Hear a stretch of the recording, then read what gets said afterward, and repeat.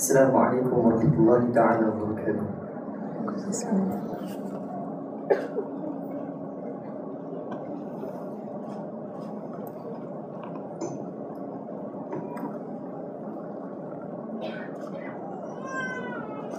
أعوذ بالله من الشيطان الرجيم.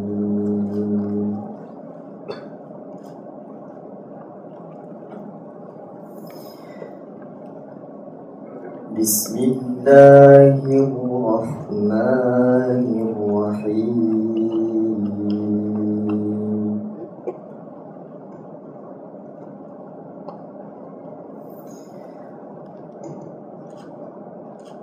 ولقد آتينا لقمان الحكمة أن اشكر لله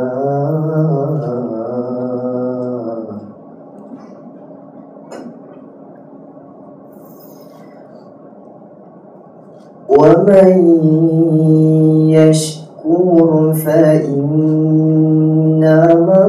يشكر لنفسه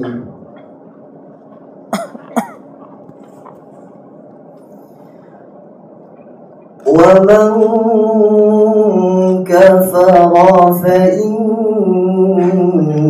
الله غني حميد.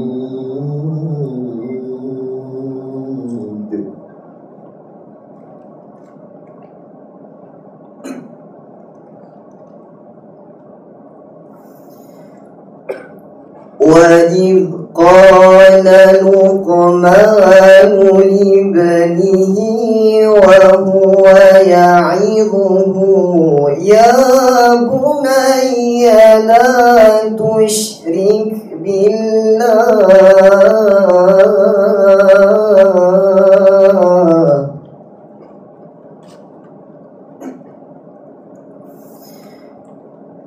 إن الشرك لظلم عظيم.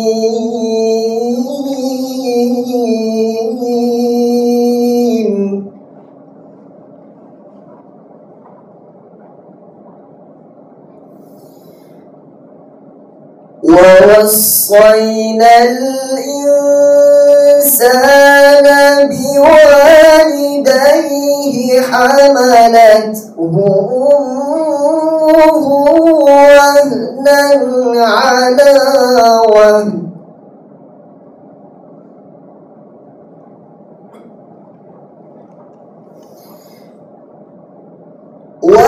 وفصاله في عامين أن اشكر لي ولوالديك إلي المصير.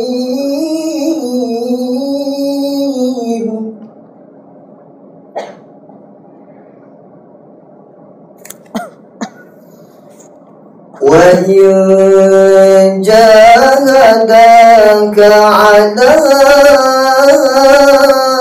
أن تشرك بي ما ليس لك به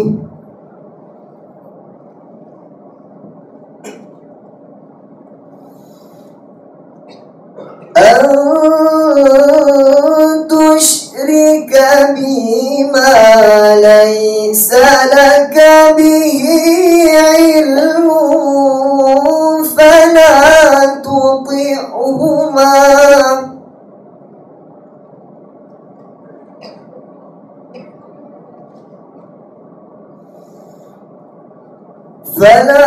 تطعهما وصاحبهما في الدنيا معروفا واتبع سبيل من أناب إلي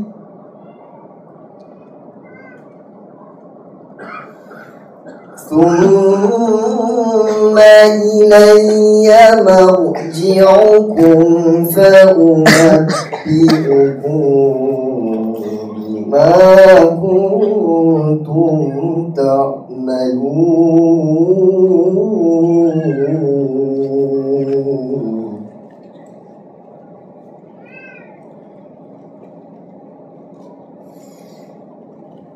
يا بني إنها إن تك مثقال حبة من خردل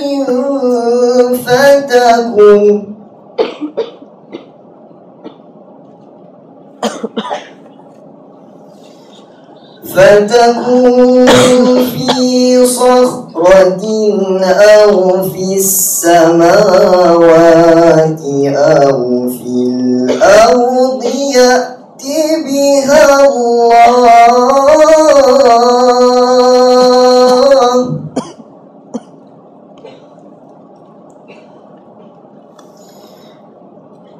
إن الله لطيف خبير.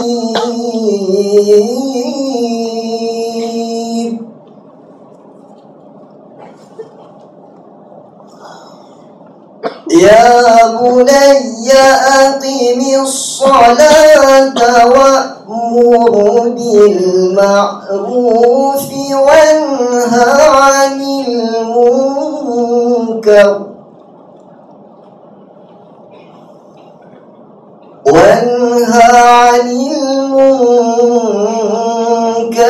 واصبر على ما أصابك إن ذلك من عزم الأمور.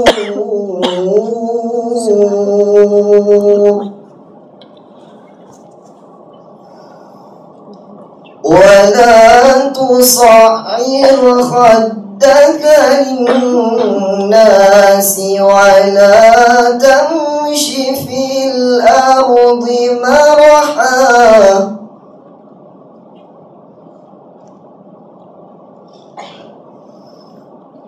إن الله لا يحب كل مختال فخور.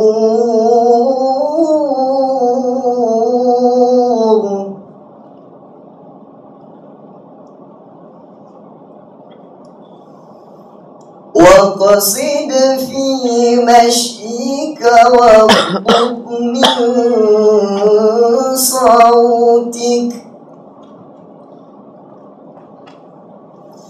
إن أنكر الأصوات لصوت الحمير.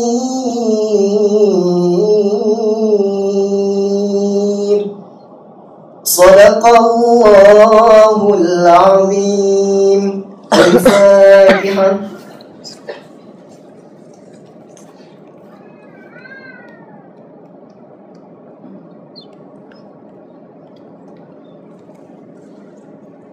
السلام عليكم ورحمة الله تعالى وبركاته.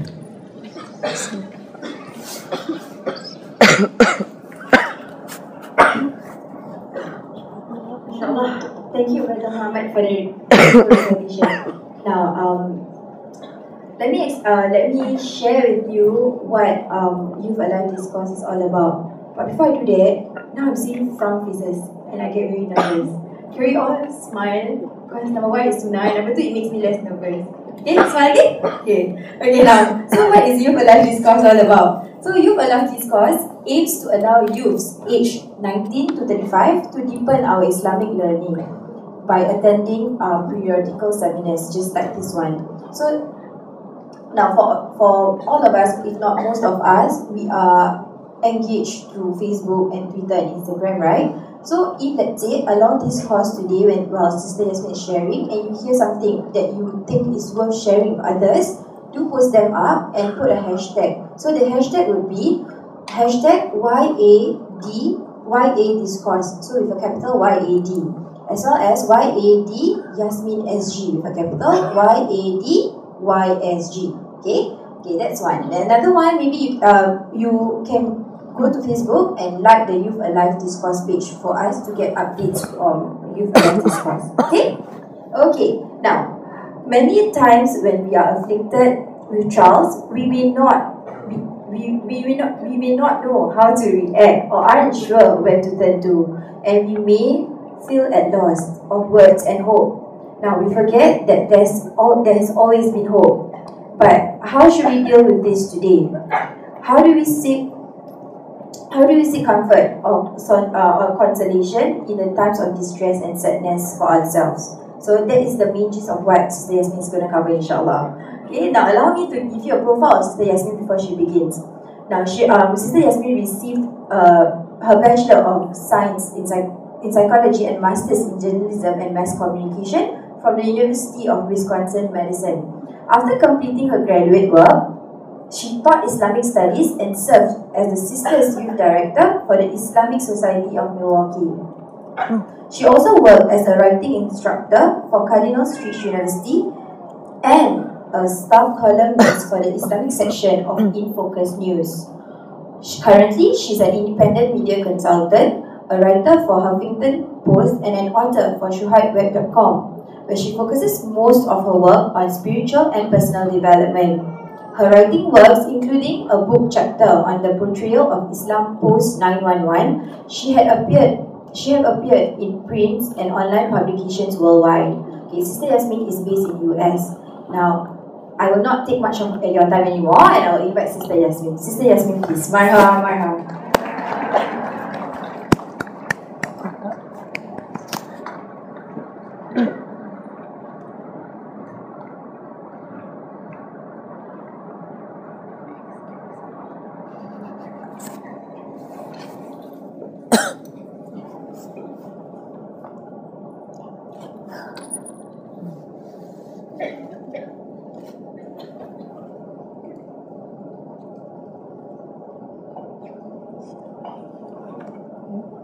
Assalamu alaikum.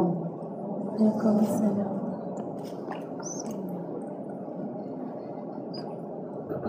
أعوذ بالله من الشيطان الرجيم. بسم الله الرحمن الرحيم.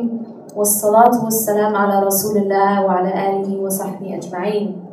من يهده الله فلا مضل له ومن يضلل فلا هادي له. وأشهد أن لا إله إلا الله وحده لا شريك له. وأشهد أن محمدًا عبده ورسوله. رب اشرح لي صدري ويسر لي أمري واحلل عقدة من لساني يفقهوا قولي.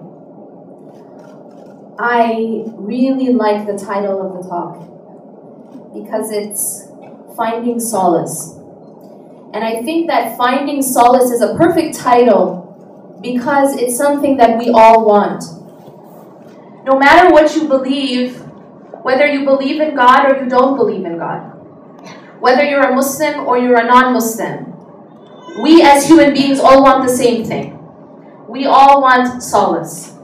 We all want peace, internal peace. We all want happiness. The question is, how do we find these things? Where do these things exist? Especially when we live in a world that isn't perfect. We live in a world called dunya. And dunya by definition is not perfect.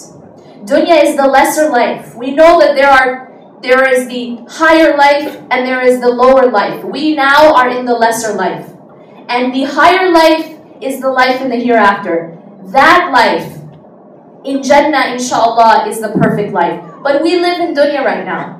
And dunya is not perfect. And in dunya we are going to face hardship.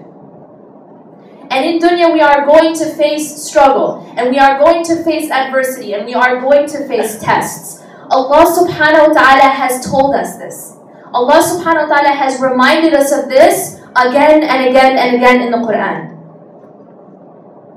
One of those places in which Allah subhanahu wa ta'ala reminds us, He says, بعد أعوذ بالله من الشيطان الرجيم ولنبلونكم بشيء من الخوف والجوع ونقص من الأموال والأنفس والثمرات وبشر الصابرين.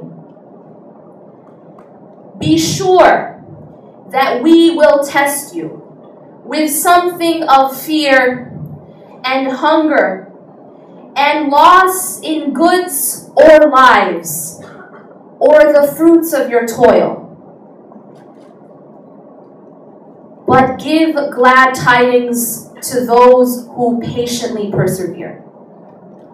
Looking at this ayah from Surah Al-Baqarah, we see that Allah is telling us, Allah is preparing us, Allah is warning us that He will test us. And He tells us in this ayah some of the ways in which He tests us.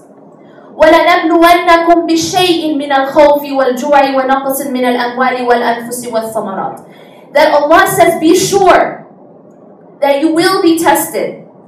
You know, if you're living in a city and there's a test for an emergency broadcast system, you know, sometimes there's a siren. Where I grew up, we used to have tornadoes in the Midwest. And so there was a siren for a tornado to let people know that a tornado was about to hit or that a tornado had been spotted. This was a tornado siren, an emergency siren. But every month, they used to test the siren.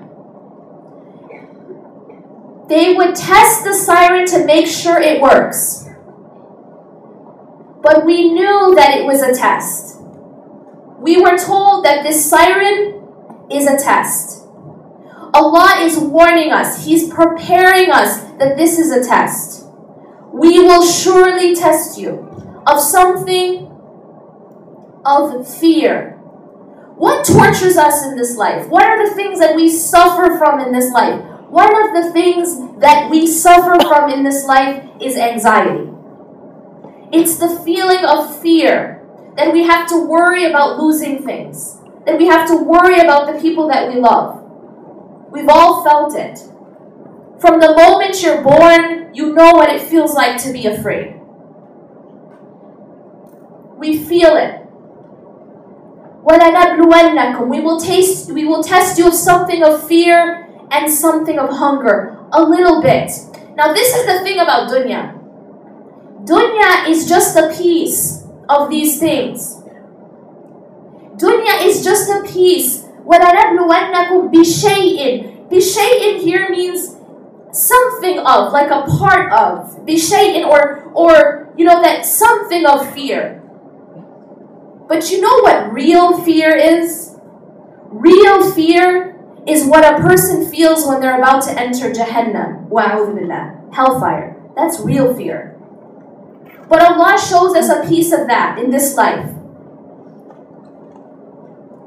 What does that do? It makes us realize that I better protect myself.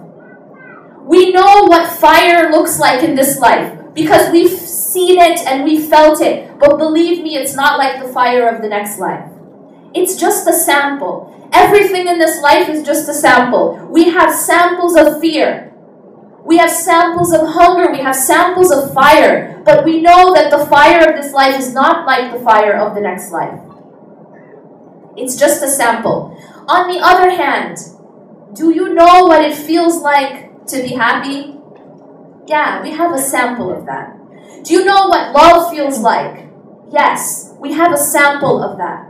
But it is not like happiness and love in Jannah. It's just a sample. Do you know what a pomegranate looks like? Do you know what a pomegranate tastes like?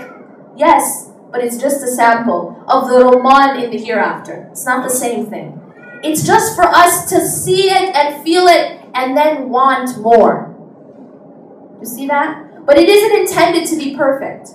You know when you go to the store and if they want you to buy their perfume, what do? They put out samples. You have a sample of the perfume. The purpose is you try the perfume, you smell just a drop of the perfume, and it makes you want more. And it makes you want to buy the whole bottle. That's the purpose. Allah also gives us samples in this life. And there are samples of Jahannam and there are samples of Jannah. Among those samples is a sampling, something of fear and hunger and loss.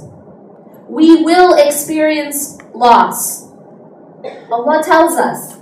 So when it happens, why are we surprised?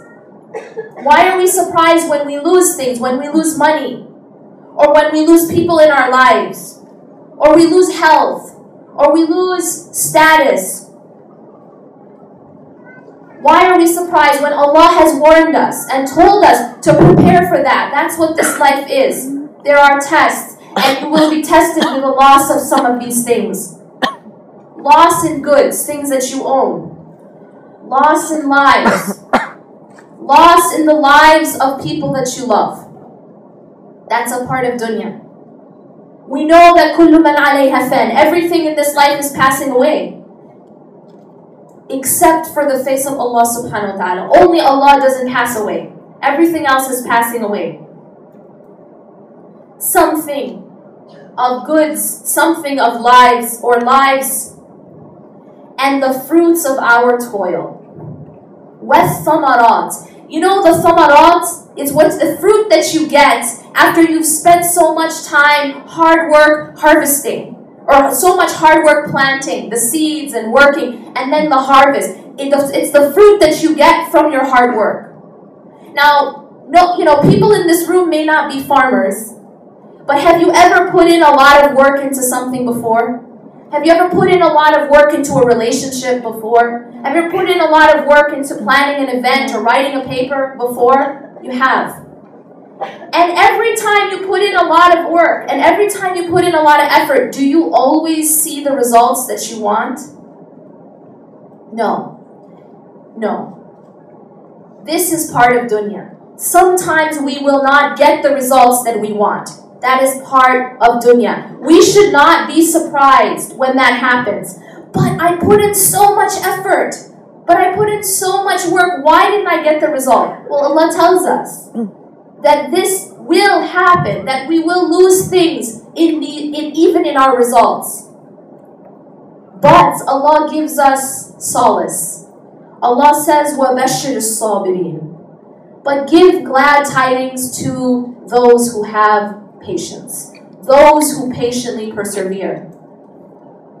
But who are those people?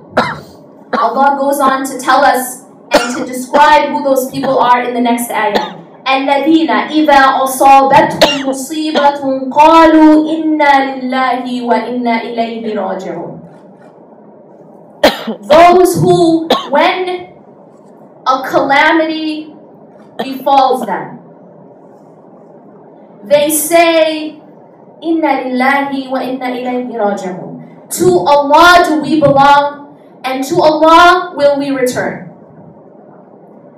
Usually we hear this statement when someone dies. Inna lillahi wa inna ilayhi raji'un. But this is not just a statement that we say with our tongues. This is not just a statement that we say only when someone dies. This is an entire worldview. This is a paradigm. This is how you see the world. Inna lillahi is the most important. Inna lillahi is the first part. And it's the foundation of this response. Inna lillahi is the foundation of the response of sabr. You cannot have patience until you understand inna lillahi. Until you understand that indeed we all belong to Allah. And everything that you own in parentheses, everything that you have belongs to Allah. It doesn't belong to you. Don't think that your children belong to you. Don't think that your spouse belongs to you. Don't think that your own body belongs to you, or your health or your beauty belongs to you, or your money. All of these things belong to Allah. Now, if something belongs to someone and they come and take it back, is it their right or not? If I let you borrow something that belongs to me, and then I go to you and I ask for it back, or I take it back, is it my right or is it not my right? If it belongs to me, then it is my right to take it back because it's mine. So the first part is inna lillahi. If we understand that everything we have is a gift and it belongs to Allah, it doesn't belong to me, then when it is taken away, I can respond with wa inna ilayhi raji'un. And indeed, we are all returning to Him. We said, kullu man alayha fan. Everything is passing away, except for Allah subhanahu wa ta'ala. So everything is returning to Him. When I lose something that I love, I am able to have patience if I understand this concept of inna lillahi. It always belonged to Allah. When I get sick, when I lose someone I love, it always belonged to Allah, and to Him it returns. This is the response that Allah describes. And then Allah in the next ayah goes on to say what is the result, what is the reward of having this response. أُولَئِكَ عَلَيْهِمْ صَلَوَاتٌ مِّن رَبِّهِمْ وَرَحْمَةٌ وَأُولَئِكَ هُمُ الْمُهْتَدُونَ. Those people who respond in this way when they are tested with fear and hunger and loss, those people will have these priceless gifts showered upon them. أُولَئِكَ عَلَيْهِمْ صَلَوَاتٌ مِّن رَبِّهِمْ. The first is that the blessings of Allah will be showered on them. Second, وَرَحْمَةٌ, and His mercy. Can anyone quantify these things? Can anyone put a price on the blessings and mercy of Allah? These are priceless. You can't price these things. They are given to you when you are struck with a hardship, when something is taken from you that you love, and you respond in this way. In exchange for that response, you get something priceless. You get something that you can't quantify. The blessings of Allah and the mercy of Allah, and finally, وَأُولَٰئِكَ هُمُ الْمُهْتَدُونَ, and they are those who are guided. Finally, the guidance of Allah. 3 priceless things.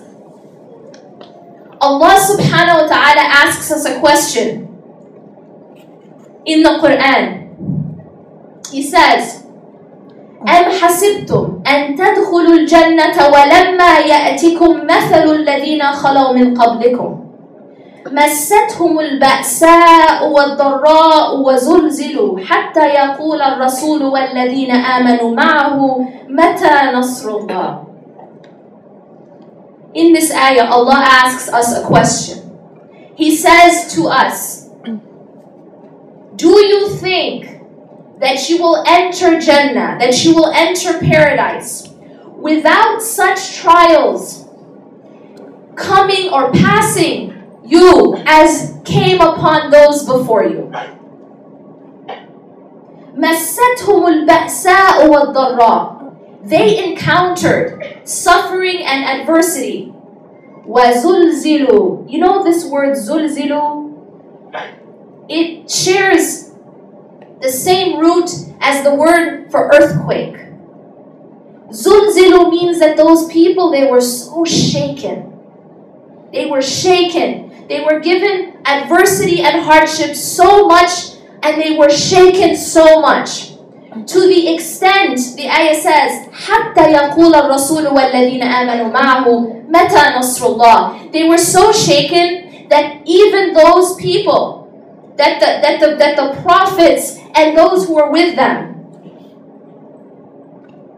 that the messenger and those who were with them said, when will the help of Allah come? Mata Nasrullah. Have you ever felt that way? Mata Nasrullah. But the ayah, Allah subhanahu wa ta'ala gives us solace. And he says, أَلَا إِنَّ نَصْرُ اللَّهِ قَرِيبٌ. أَلَا إِنَّ نَصْرُ اللَّهِ قَرِيبٌ. Indeed, the help of Allah is near. That is the solace. That no matter what you're going through, first of all, you know that you are not the first or the last person to go through it. You're not the first or the last person to be tested. You're not the first or the last person to be shaken. Even those who were with the prophets before us, they were shaken so much that they said, Mata Nasrullah also. But Allah comforts us. He gives us that solace and He tells us that the help of Allah is near. It isn't far. One of the things that makes it hard for us to be patient is we see the help of Allah. We see the light at the end of the tunnel as so far away, right?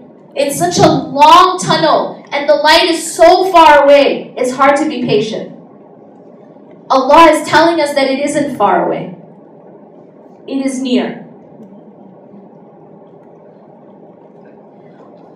Why does Allah give us hardships?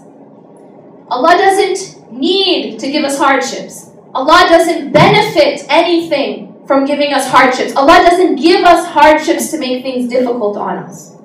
So why does Allah give us hardships? Allah subhanahu wa ta'ala tells us in the Quran, بعد أعوذ بالله من الشيطان الرجيم وَلَقَدْ أَرْسَلْنَا إِلَىٰ أُمَمٍ مِّن قَبْلِكَ فَأَخَذْنَاهُمْ بِالْبَأْسَاءِ وَالضَّرَّاءِ لَعَلَّهُمْ يَتَضَرَّعُونَ. Before them we sent to many nations apostles, and we afflicted the nations with suffering and adversity that they might learn humility.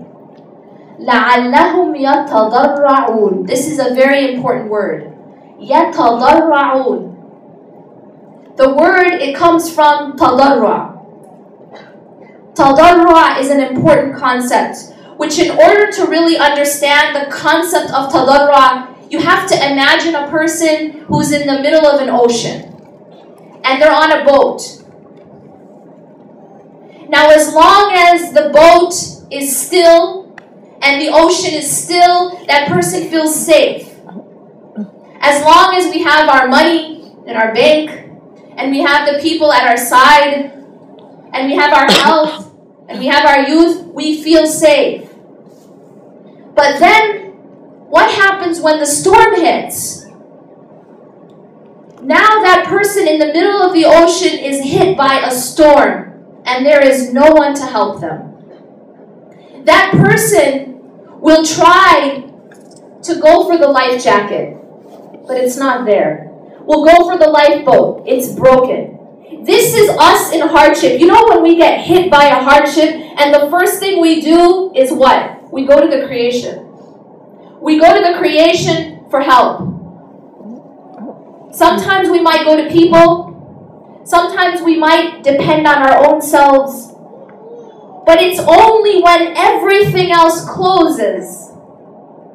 Now imagine that this person has tried everything. You tried to go to your friend, you tried to go to your family, you tried to go to your money, you tried to go to, the doctor, you tried everything. And only when everything else fails, now what do? Now you look upward. Now you look upward. That looking upward, that state that this person would be in is tadarra'. Because it's not, oh Allah, please help me. No. It's, Ya Allah, I am absolutely desperate. I have nowhere else to turn. You know what that is? That's tadarra'. Allah gives us the storm so we can reach that state. What is so special about that state? What is so special about that state is it's that in that state, we are nearest to Allah subhanahu wa ta'ala. That's why it's special. Because when we are in that state of realizing our utter need for Allah subhanahu wa ta'ala and not depending on anything else, that we are nearest to Him. And so the storm itself becomes a gift, because it brought us to that state of nearness to Allah subhanahu wa ta'ala. لَعَلَّهُمْ يَتَضَرَّعُونَ, in order that they will reach that state of tadarra'. Allah gifts us. He gives us the gift of the storm to bring us to that state, to bring us to Him.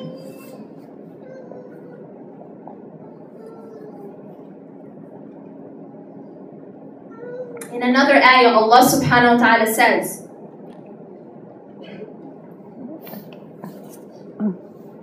وَبَلَوْنَاهُمْ بِالْحَسَنَاتِ وَالسَّيِّئَاتِ لَعَلَّهُمْ يَرْجِعُونَ. And we tested them, and this is important.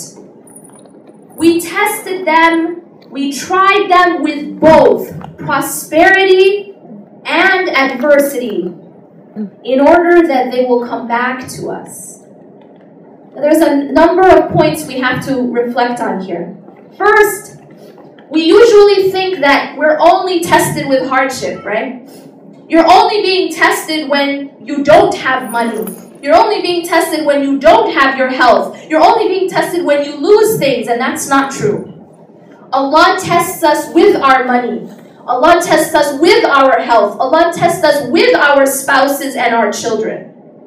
In those things are tests. And oftentimes it is in those tests, the tests of prosperity and the tests of ease, that we fail. How do we fail those tests? I'll tell you how we fail those tests. We fail those tests because our money and our friends and our families distract us from the remembrance of Allah. And they make us believe that we don't need Allah. Because I got money in my bank account, and I have my family around me, and I have my security system around my house, so I feel safe. But that's an illusion. Because we're always just as in need of Allah subhanahu wa ta'ala in that state as we were in the middle of the ocean. You see that? But we oftentimes fail because we lose that perspective and we become distracted. So Allah tests us with both prosperity and with hardship. لَعَلَّهُمْ يَرْجِعُونَ, in order that they come back to us. What's the point of the test? Allah doesn't want to make things hard for us. Remember that. Allah wants to bring us back to Him in order that they come back to us. Allah subhanahu wa ta'ala reminds us in Surah Al-Imran, بعد أعوذ بالله من الشيطان الرجيم إن يمسسك قرح فقد مس القوم قرح مثله. If a wound has touched you, be sure that a similar wound has touched the others. وَتِلْكَ الْأَيَّامُ نُدَاوِلُهَا بَيْنَ النَّاسِ وَلَيَعْلَمَ اللَّهُ الَّذِينَ آمَنُوا وَيَتَّخِذَ مِنْكُمْ شُهَدَاءَ. Such days of varying fortune we give to people and people by turns, so that Allah may know those that believe, and that He may take to Himself from your ranks martyr witnesses to truth. I love that statement. Martyr witnesses to truth. You know what happens when you're tested? When you go through a hardship and you come out of that hardship purified, you know what you become? You become a martyr witness to truth. You become a witness to a deeper truth. Allah subhanahu wa ta'ala raises you in ranks when you overcome the test. When you pass the test, He brings you closer and closer and closer to Him. And again, the test is in both prosperity and in adversity.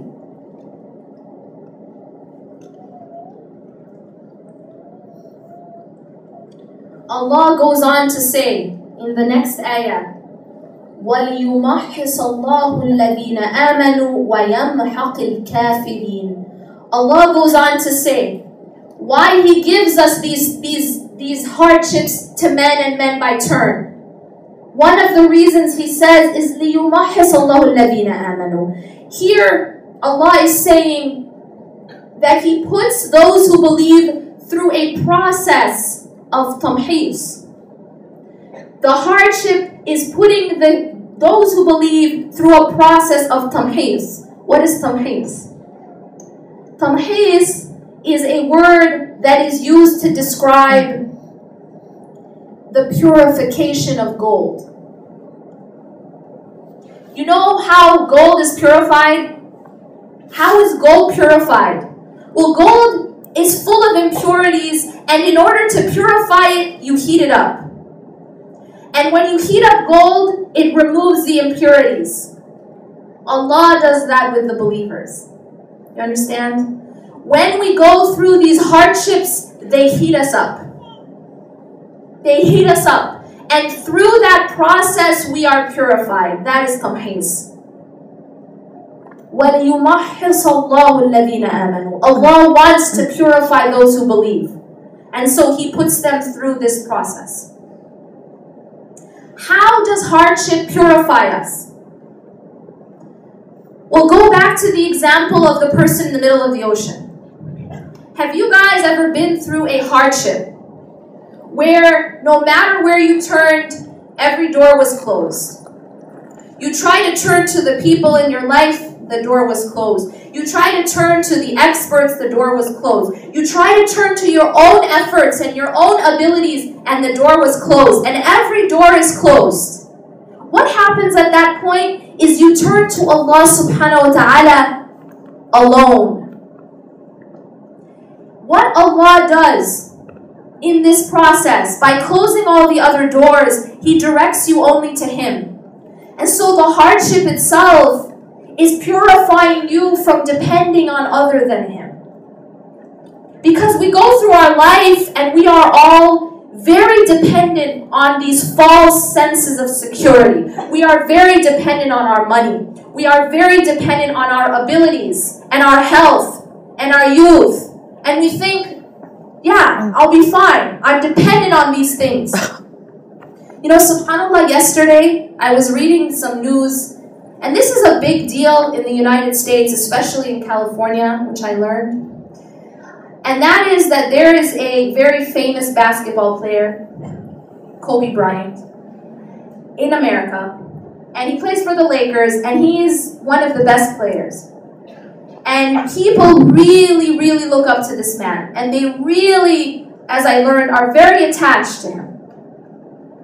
And there is a lot to admire about his determination and his skill. But something happened to him while he was playing on Friday. He got injured. And he posted actually a status on Facebook in which he is expressing his frustration. And he's like, how could this happen?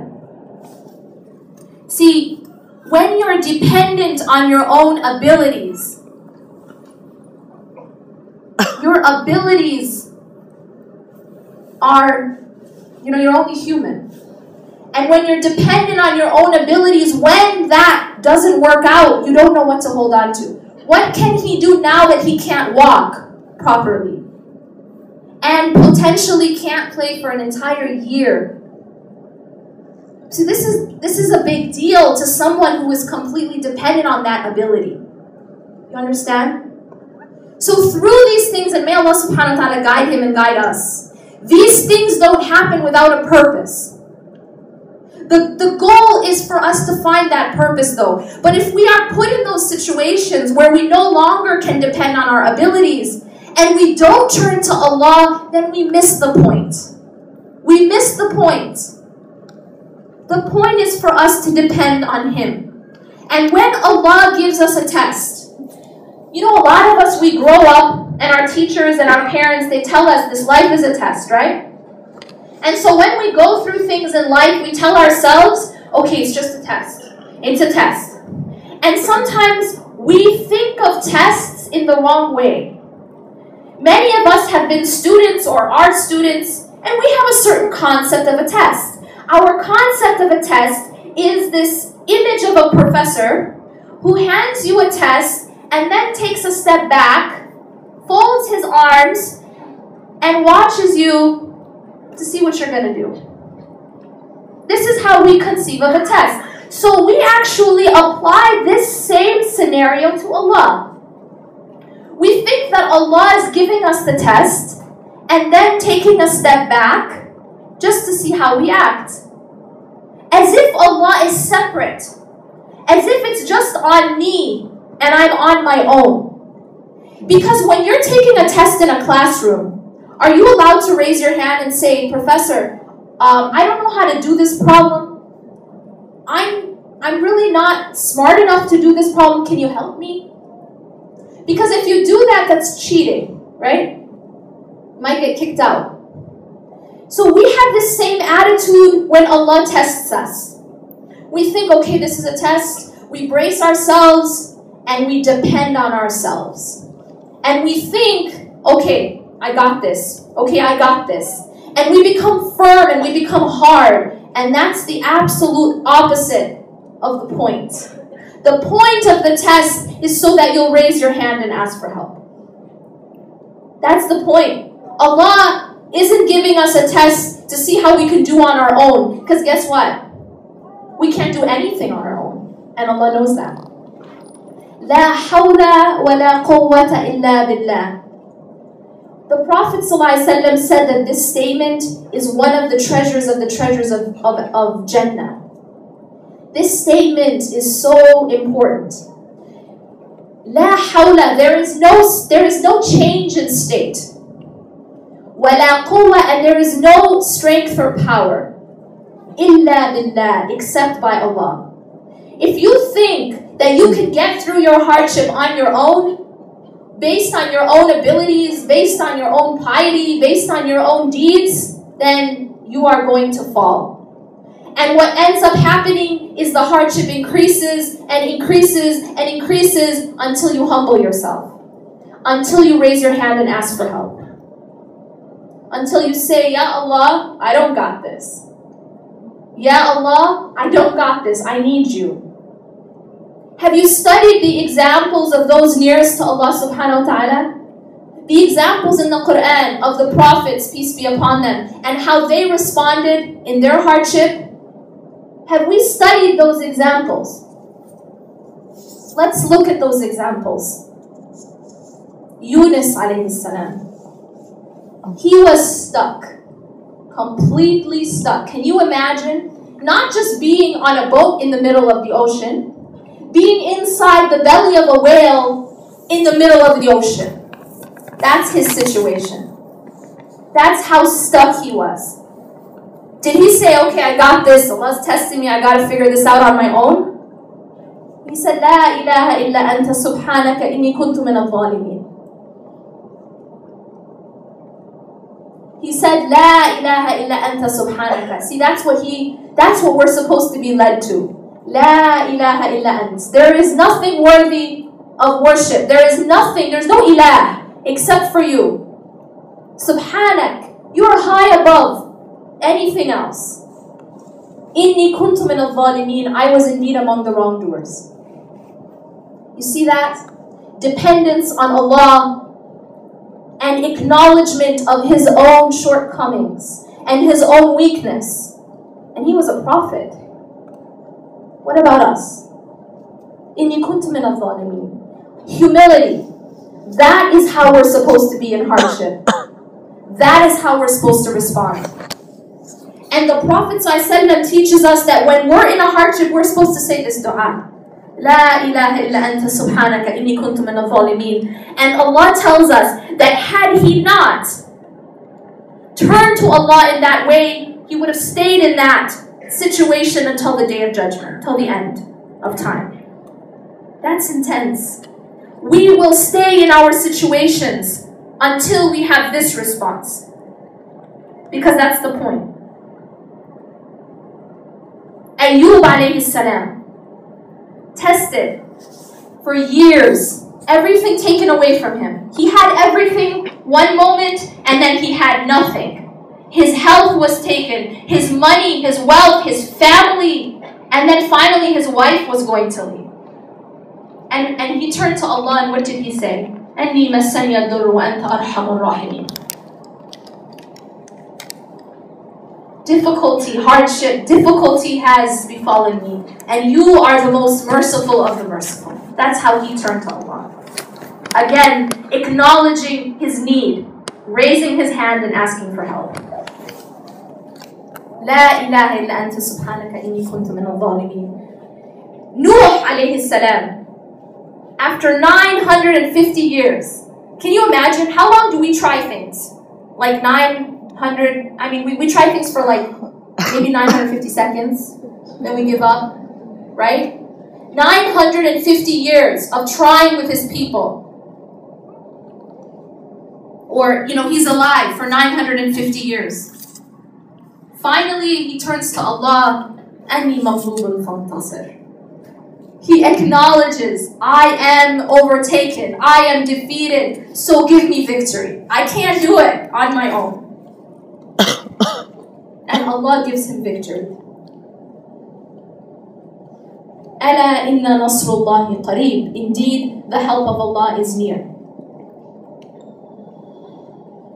Allah subhanahu wa ta'ala tests us in order to give us. Allah does not test us just to leave us on our own, because we can't do it on our own. Therefore, turning to Allah in your hardship is not a contradiction of patience.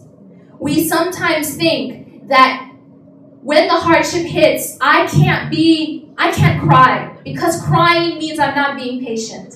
This is wrong. This is wrong, because we know that even the Prophet ﷺ cried when his son died.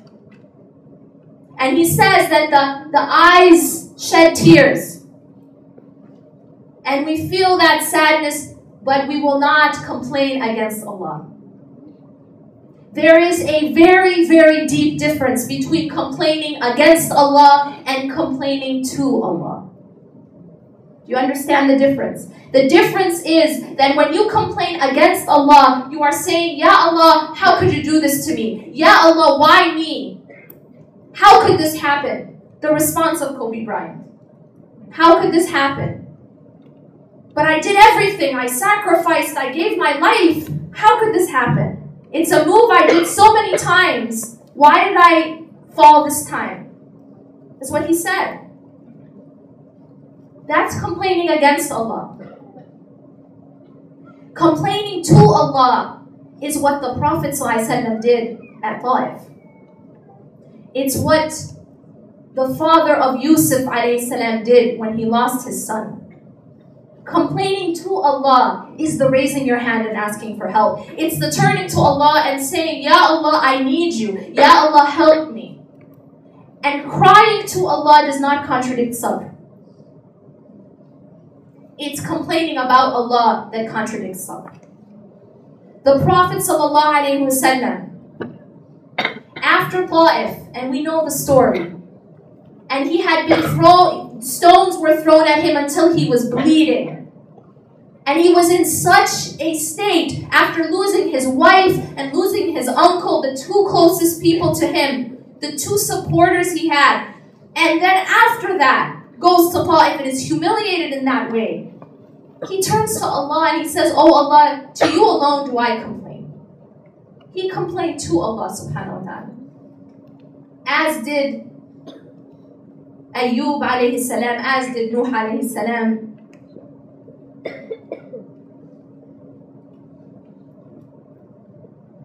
We have to create a new criteria for determining whether something is good for us or whether something is bad for us.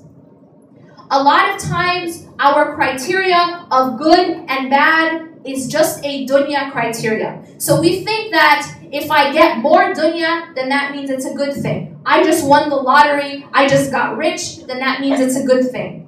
I lost money, I lost something, that means it's a bad thing. This is how we define, but this is the wrong definition.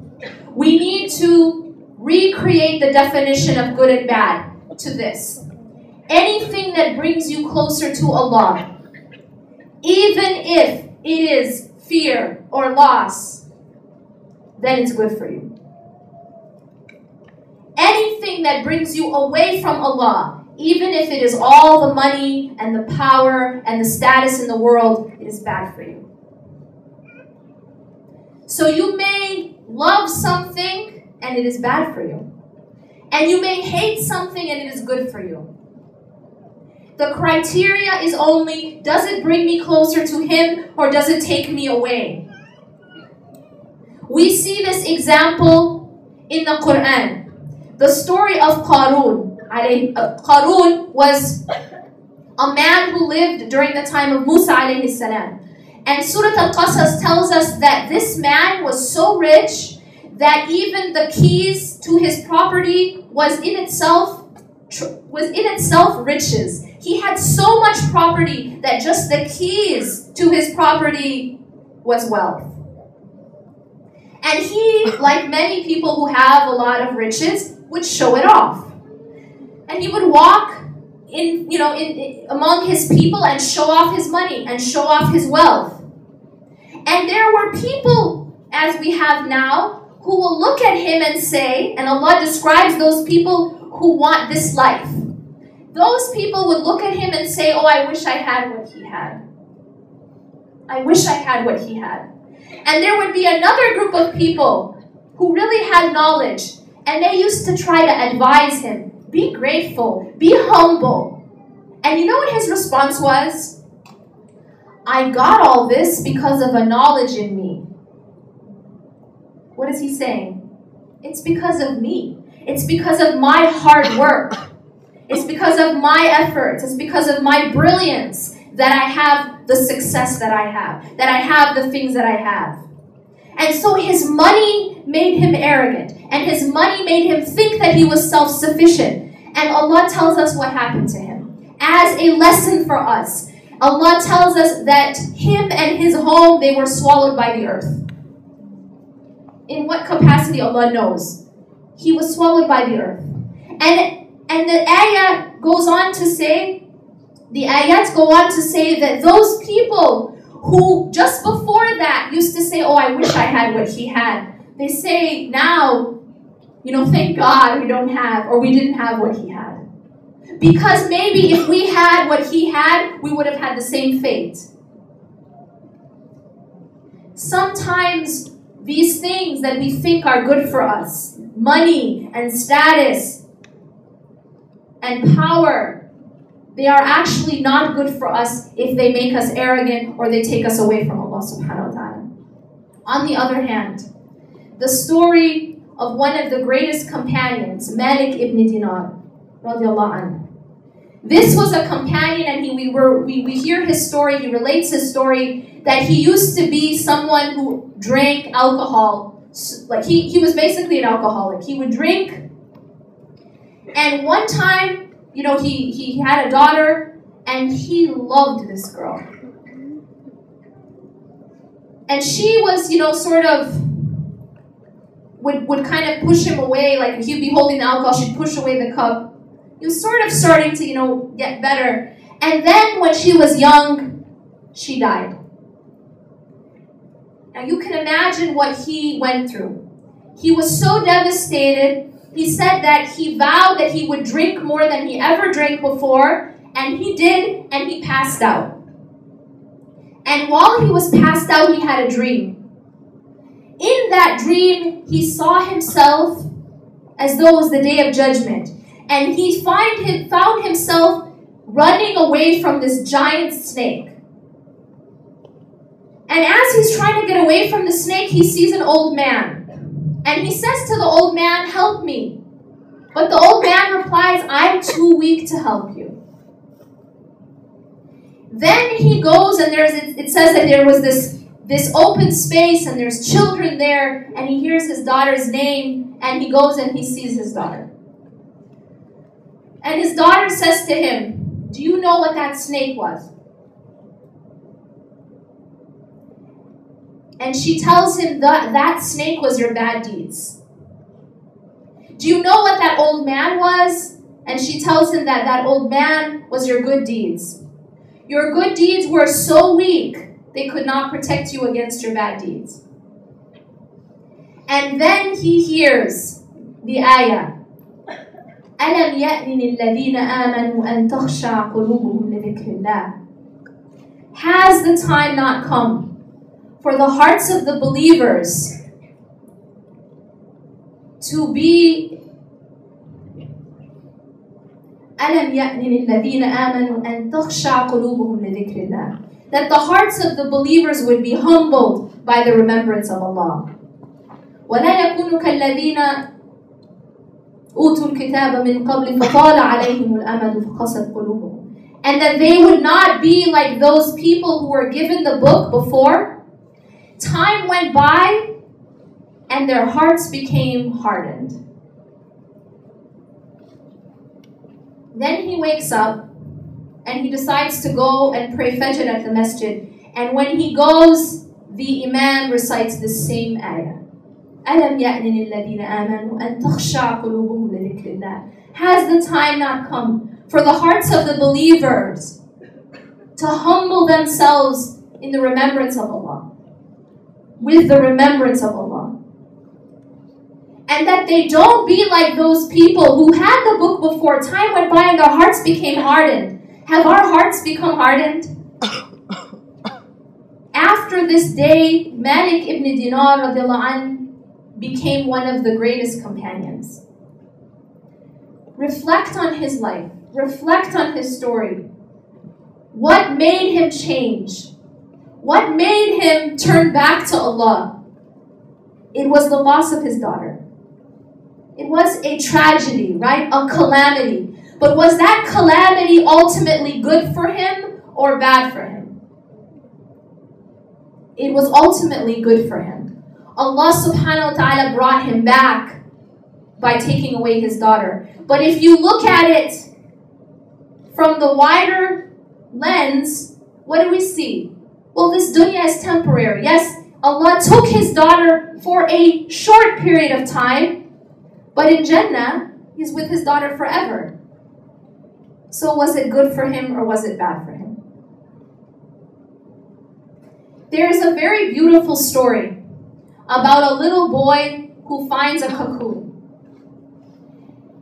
Every day the little boy would go to visit it until one day it was different.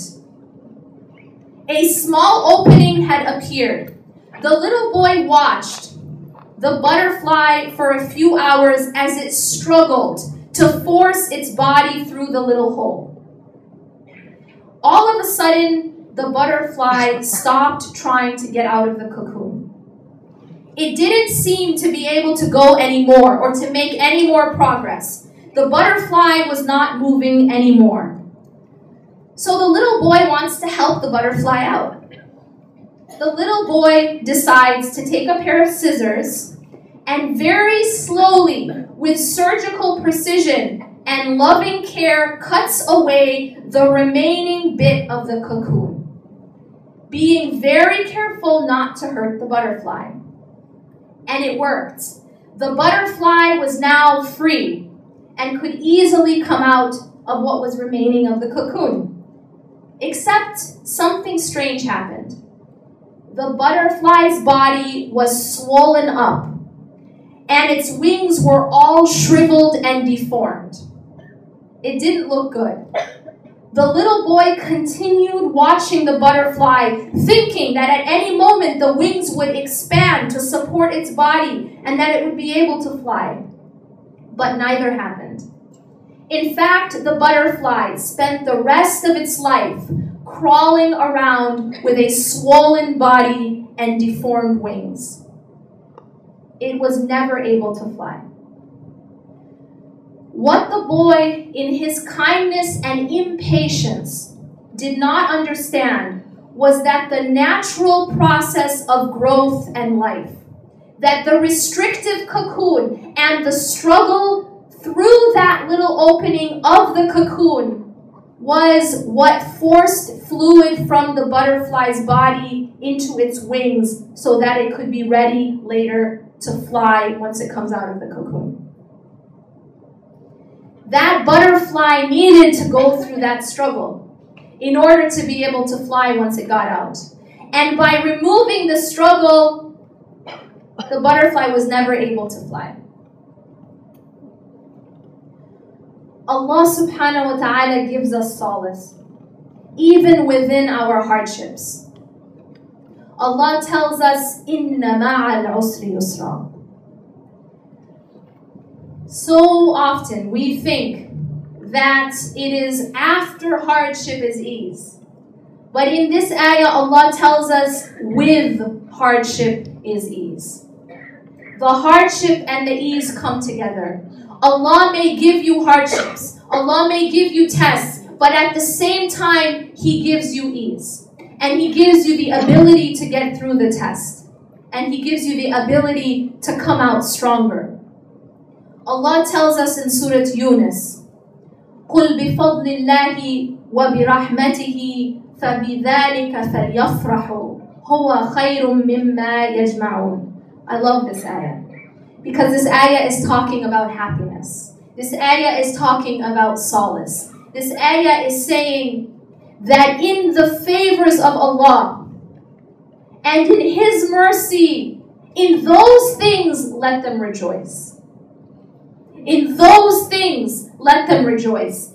It is better than everything else that you can collect. Allah is better than everything else you collect. Because you can have all the money in the world and all the status and all the power, but if you don't have Allah, you have nothing. And you can lose everything else, but if you have Allah, if you were brought nearer to Him, then you have everything. And you are the one who is actually rich. Ibn al-Qayyim rahimahullah says, truly in the heart there is a void that cannot be removed except with the company of Allah. And in it there is a sadness that cannot be removed except with the happiness of knowing Allah and being true to Him. And in it there is an emptiness that cannot be filled except with love for Him and by turning to Him and always remembering Him.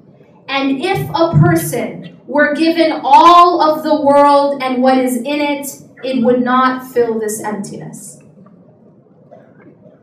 He says also to love Allah, to know Him intimately, to remember Him constantly, to find peace and rest in Him, to make Him alone the ultimate object of love, fear, hope, and trust, to base one's actions on His control of His servants' cares, aspirations, and will. That is the heaven of this world. And such a blessing with which no other blessing can compare. It is by this that the hearts of those who love God are gladdened, and that there find life. As their hearts are gladdened by Allah, so others are gladdened by them. For whoever finds his source of happiness in Allah gives happiness to all hearts. Whoever does not finds nothing in this world but restlessness. أقول قولي هذا واستغفر الله لي ولكم إنه غفور رحيم سبحانك الله وبحمدك نشهد أن لا إله إلا أنت نستغفرك ونتوب إليك والسلام عليكم ورحمة الله وبركاته.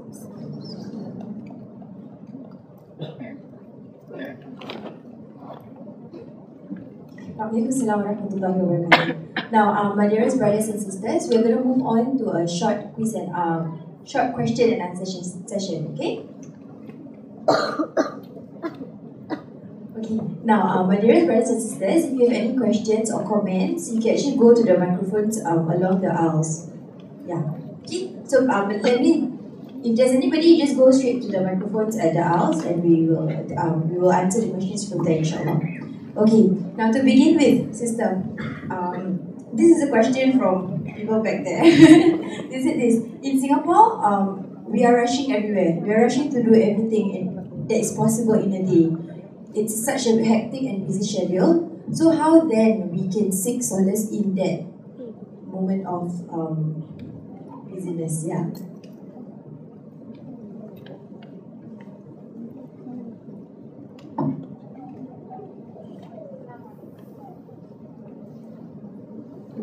السلام عليكم. أعوذ بالله من الشيطان الرجيم. بسم الله الرحمن الرحيم.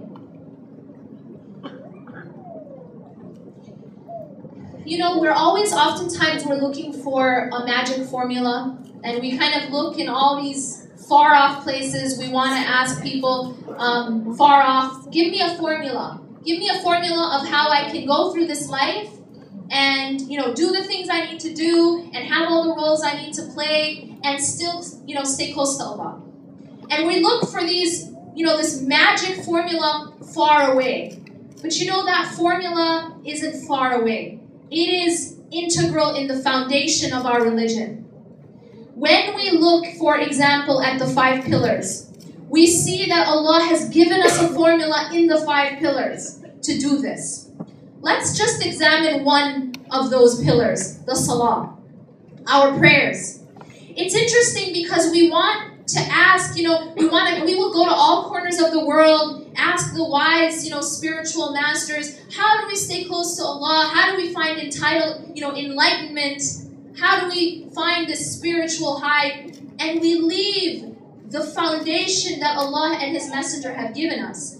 If we were to pray 5 times a day and make those prayers our refuge, and make those prayers a time to really put everything else aside and focus on Allah, then we would find that enlightenment. We would find that nearness to Allah.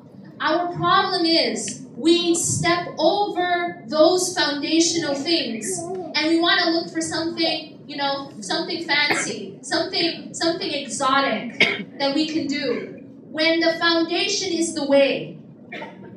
The Hadith Qudsi, which tells us, Allah says that my servant, my slave, does not do anything that is more beloved to me than those things which I have made obligatory, than the fara'id.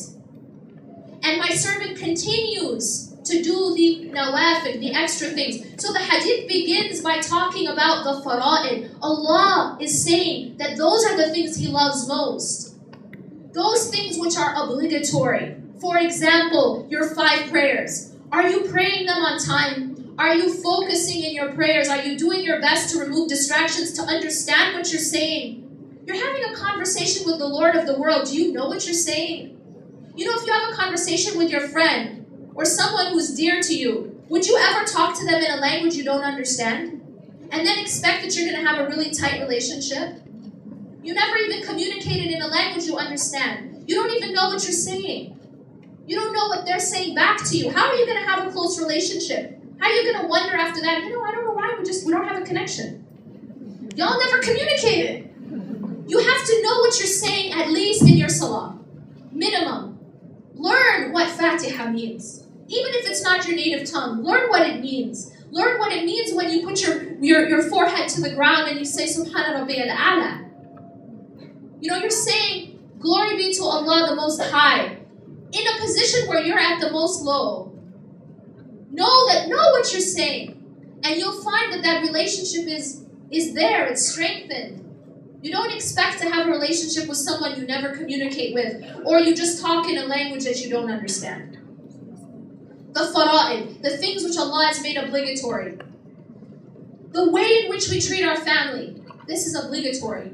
You know, but the problem is that when we're seeking Allah, sometimes we try to find our own way instead of following the formula of Allah and His Messenger. We say, you know what, I want to do the fancy things, and we've overlooked the foundational things. For example, you know, our prayers, well, you know, that's not as important, but we want to get involved in planning an event. We want to be involved in Islamic work when we may be planning an event and we miss our Fajr. So we've missed the point here. We've overstepped the first things which Allah says He loves most, okay? We may be very bad with our families. We have no patience with our families. We have a bad temper with our families, but we go to the masjid and we're very good with the people in the masjid. We're very nice to the people in the grocery store. We're very nice to the people at our work. But our families, they see the worst side of us. This is overstepping the fara'id and going, we've neglected our own children, but we're trying to save the children of the world. Yeah? But we don't have time for our own, you know? So this is overstepping our fara'id and going to these other things. This isn't the way to get to Allah subhanahu wa ta'ala. You first perfect the fara'id. This is the most beloved way to come closer to Allah. The Prophet ﷺ, for example, he tells us, the best of you are those who are best to their families. He doesn't say the best of you are those who are best to their boss. Or the best of you are those who are best to the clerk at the grocery store. Anybody can be polite to their boss. Anybody can be polite to a stranger at the grocery store. It doesn't really take strong character. You know why? Because it takes strong character to be best to those who you think you could treat them however you want and they'll never leave. Because you take them for granted. Right?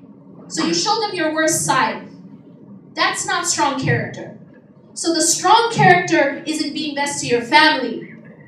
Those who you may easily take for granted. Okay? Fara'id. So what I would say to you is the formula to stay close to Allah in our hectic life is follow closely to the formula given to us by Allah and His Messenger. Follow closely to the Sunnah. Stick to your prayers. Increase in your remembrance, in your dhikr. You don't need to do anything fancy or go, to the other side of the world and sit with a spiritual teacher. Because you have it in your deen. You already have it in the book of Allah and in the Sunnah of the Prophet ﷺ. You know the Prophet ﷺ, he had a supplication. He taught us a supplication for every movement of our life. We don't have to sit in a masjid in i'tikaf all day and all night to get close to Allah. Because the Prophet ﷺ told us how to get close to Allah in every single action that we do. There is a supplication for when you start to eat. There is a supplication for when you finish eating. There's a supplication for when you step out of the house. There is a supplication for when you start your journey. There's a supplication for entering the bathroom. There's a supplication for leaving the bathroom. There's even a supplication for intimacy. This is how you live your life, remembering Allah in every situation. If we follow His example, then we don't get caught up with the hectic lifestyle because we're always remembering Allah in everything that we're doing. We don't have to be in a masjid praying, but we can always remember Allah by making it a habit to say these adhkar and to remind, basically what we're doing is we're focusing the heart. We're focusing the heart. Yes, I'm about to study, but I'm going to say Bismillah. It's by the name of Allah that I'm doing this. Yeah, I'm about to eat, but I remember Allah. I'm leaving the house, I remember Allah. I'm entering, my class, I'm remembering Allah. I'm about to travel, the airplane is about to take off, I remember Allah. So if you're remembering Allah in all these motions, then how can you get far from Him? We have to institute dhikr in our life, and we have to connect to the book of Allah. In order to connect to the Quran, we have to really start to read it, apply it, and understand it. Remember that Allah's words are not just words, and the stories are not just stories. These are lessons, universal lessons for us. We have to start to connect to that. So what I would say practically is this. First, your salah. That's absolutely first. And the reason is that the Prophet ﷺ said that the first thing you're asked about on the Day of Judgment is your prayers. And if your prayers are in order, then you will have succeeded. And if they are not, then you will have failed. So don't think that you're going to do all these fancy things and you're going to travel the world looking for spiritual enlightenment and you're not praying.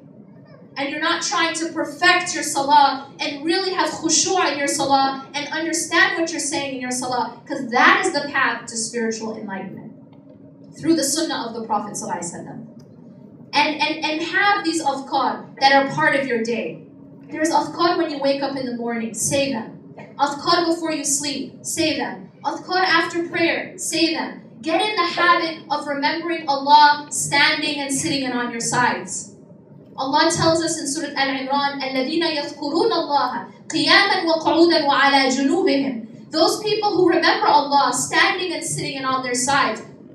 And and they reflect on the creation of the heavens and the earth. رَبَّنَا مَا خَلَقْتَ هَذَا بَاطِلًا سُبْحَانَكَ. Those people who are able to understand the signs all around them are only those who remember Allah standing and sitting and on their sides. You have to remember Him, and you have to remember Him a lot. Thank you, sister. You have a question there? Okay, maybe you can start with introducing your name first and then your question. Assalamualaikum. My name is Farah. Thank you so much for a wonderful seminar so far. I've got one question. Basically, sometimes it seems that hardship, being patient in hardship, and actually getting yourself out of a situation of hardship is seemingly two sides of the same coin. Similarly, like sometimes it can seem that being just or upholding what is right versus being merciful can be two sides of the same coin. And how do you reconcile? When do we know that, okay, I need this is patience as opposed to this is me taking action to get out of a particular situation, whether it's like an abusive relationship? Thank you for that question. We need to redefine our concept of patience. The word in Arabic is sabr. Sabr does not mean being passive. That's where we mess it up. We think that being patient, having sabr, means I don't act. And that is completely wrong. Completely wrong. Because in fact, in order to act, I need sabr. In order to act, I need perseverance. How am I going to be able to act without perseverance? For example, if someone is in an abusive situation, whether they are being abused or someone around them is being abused or their children are being abused, they are going to be asked about what they did to change that situation. The Prophet ﷺ said that if you see something wrong, change it with your hand. And if you cannot, then change it with your tongue. Speak out against it.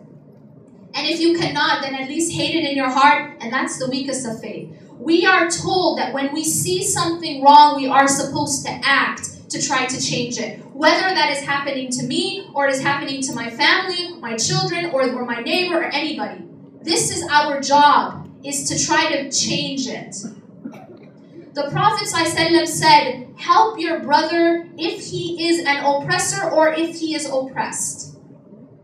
And the companion said, well, I know, okay, we understand how we can help our brother if he is oppressed. You know, we try to save him.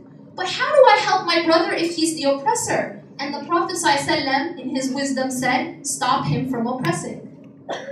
That's how you help your brother. So if it is someone in your family or someone you know who is oppressing another person, you are helping him, and it is your job to help him by stopping him from oppressing or stopping her from oppressing.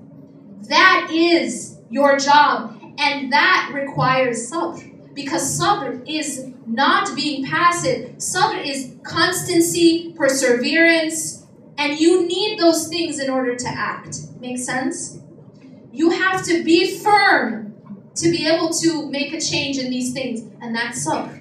So by no means does sabr mean I don't act and I passively endure oppression, because we will be asked.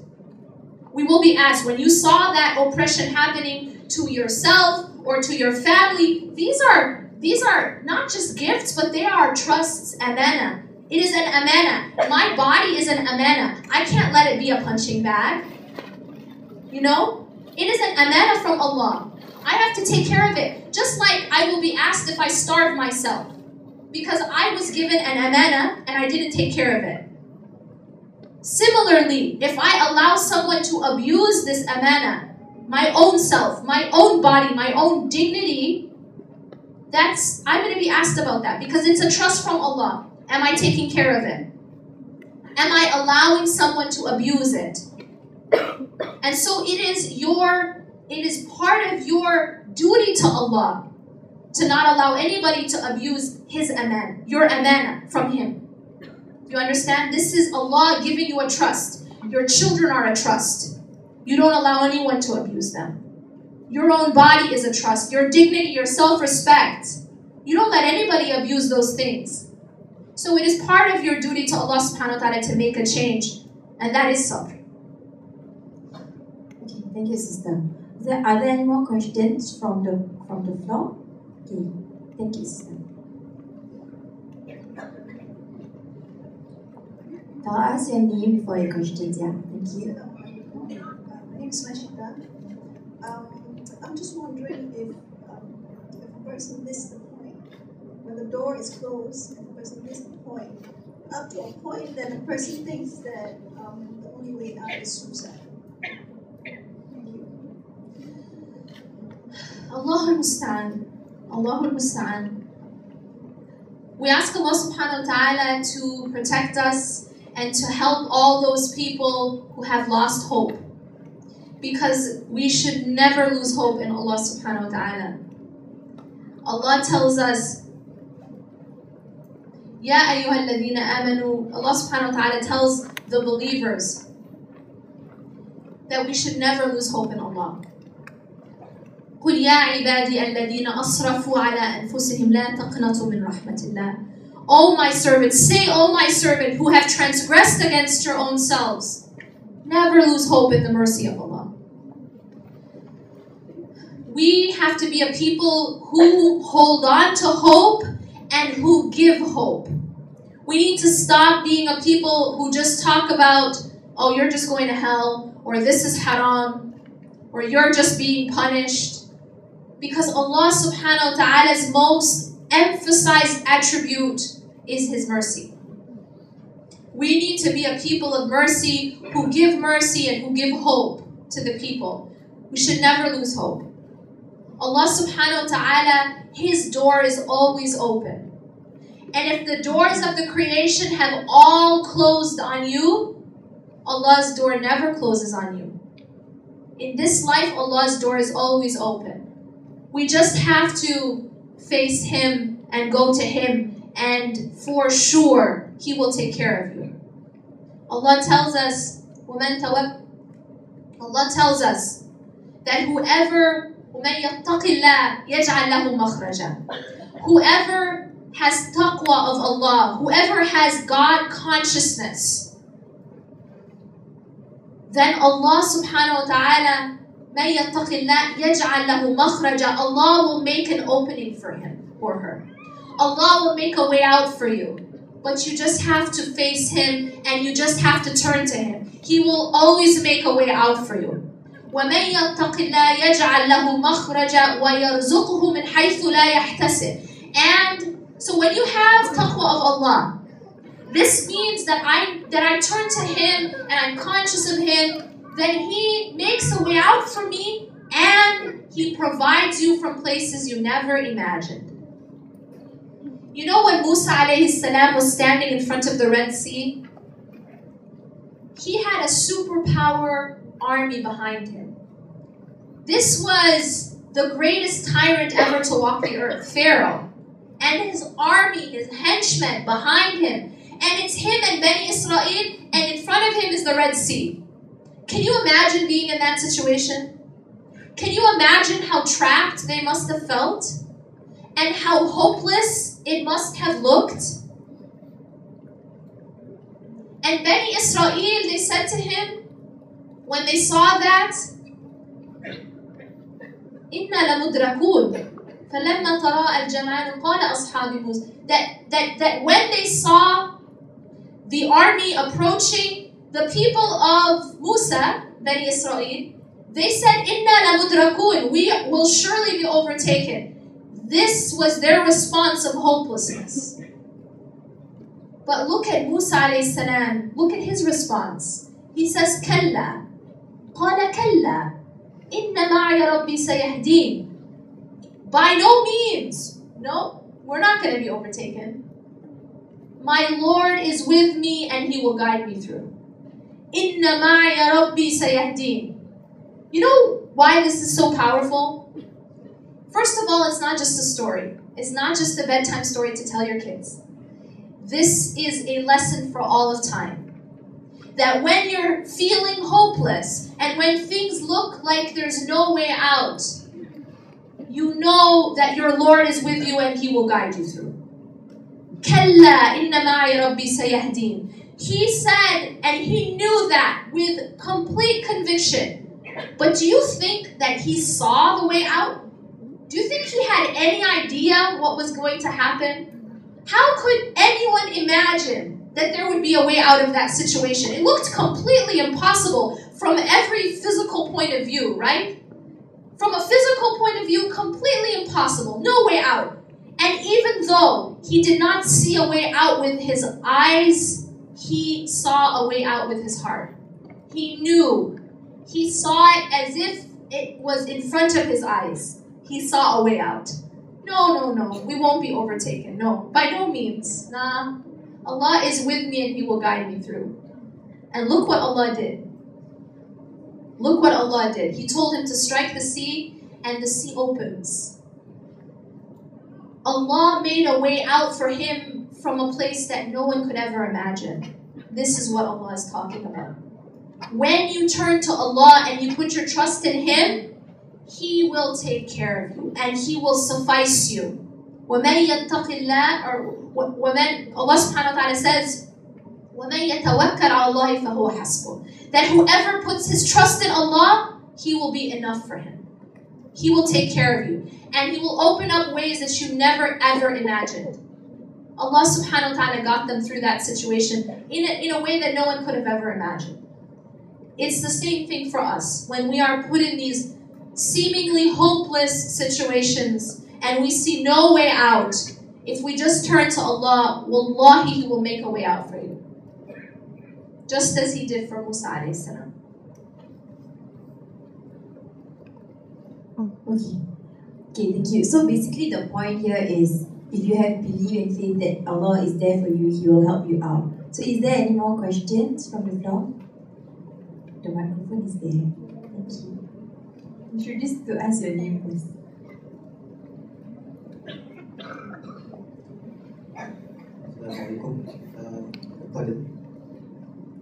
The question would be, a Muslim who has been away from Allah may not be familiar with this topic, seeking solace. He may be facing tons of problems, yet he doesn't understand, and he keeps questioning why.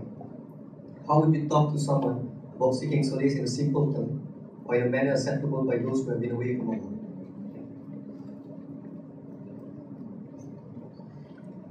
Bismillah. I think that's the goal of the book that I wrote. The idea of why do we face these sort of repetitive cycles of disappointment, repetitive cycles of heartbreak, repetitive cycles of emotional and spiritual weakness. The reason we go through these cycles is because we give our hearts to other than Allah. It's very simple. We give our hearts to the people in our lives. We give our hearts to money. We give our hearts to status. We give our hearts to wealth. And because we have done that, and we love these things as we should only love Allah, we break. That's why the heart breaks. That's why we go through this painful, repetitive cycle of disappointment and heartbreak. The solution is only in giving the heart back to Allah. There's no other solution. There is no other solution. There's no amount of money or status or popularity that can solve your problem. The only thing that can solve it is to give the heart back to its creator. Because the heart and the ultimate love, because what do I mean by the heart? What I mean by the heart is the seat of ultimate love and hope and fear and dependency. That only belongs with the Creator. That seat of ultimate love, hope, fear, and dependency was created for a specific purpose. It was created to be given to Allah. It was created by Allah for Allah. If you give it to other than Him, you will see the consequences. This is what real pain is. To love something as you should only love Allah. That is the definition of real pain. Because a human being can handle any other kind of pain. Wallahi. But this type of pain, of loving something as you should only love Allah, is the type of pain that the human being cannot handle. And it will break a person to such a point until they make a change inside. Until you make a change inside, it will keep breaking you. You have to give that heart back to Allah subhanahu wa ta'ala. And you have to take out those things that we have put at the center. We have to take out those things that we've put at the center. Whether it's your money, or it's your status, or it's your family, or it's your husband, or your wife, or your children. You have to take that out of the center and put Allah there. Because if it's anything else, even if it's those people in your life that you're supposed to love, but if you put them at the center of your life, they will hurt you. Because they're not supposed to be there. Only Allah is supposed to be there. If your life revolves around your children, then you need to reorient. Believe me, as a mother, this is a big test. Because we as mothers, it becomes very difficult. And we start to become so attached to our children that we forget and we lose focus. Every thought is about our kids. Every fear is about our kids. Every plan is about our kids. Every goal is about our kids. Where is Allah in this formula? We lost focus. And this is one of the biggest tests. Allah tells us, in your spouses and in your children is a fitna. It's a test. Because we can take these people and put them at the center. Your money is a test because you can take that money and put it at the center. Everything is about the money. Everything is about the status. Everything is about your career. We have lost focus. We need to put Allah back in the center. When you put Allah back in the center, now you can love those people, those things in the right way. In the healthy way. Because any other kind of love is not healthy. And it is harmful to both you and to the one that you love. Because it's more like worship. And yes, people worship their kids. Yeah, they don't pray to them. But when you put that at the center of your existence, it's worship. Make sense? That's what you think about all the time. That's all it consumes you. Where is Allah? That love is not really love. And it's not healthy. If you really want to love in a healthy way, you put Allah at the center. And then you love through Allah. You love for Allah.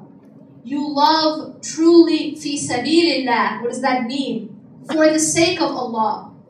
That's the healthy love.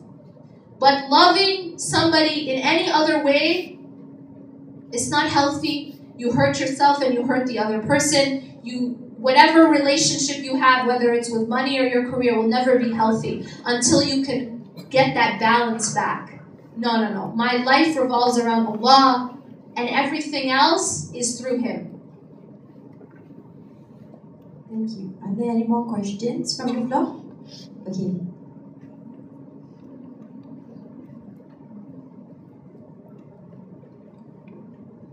My name is Alisa. I have two questions for Sister Yasmin. The first one is the concept of ikhlas. I know that when we do our ibadah and all, like the main intention is to get to do it for the sake of Allah, to get His reward. But sometimes, like when we do zikir, we also have some kind of hope that, oh, inshallah, I do this kind of zikir, Allah will give me more rizq. Inshallah, I do this kind of whatever ibadah, I will get something from Allah. So, how do we reconcile doing it for the sake of Allah and getting something in return? And my second question is not really related to the topic, but I think it's a social issue that we asked from a lot of people. It's about how Islam views LGBTs, the lesbian, gays, bisexual, and transgender. Yeah, so it's like some people claim that it's a natural feeling for them. So how do we advise them? Like, yeah, something like that. Thank you. Thank you. Bismillah.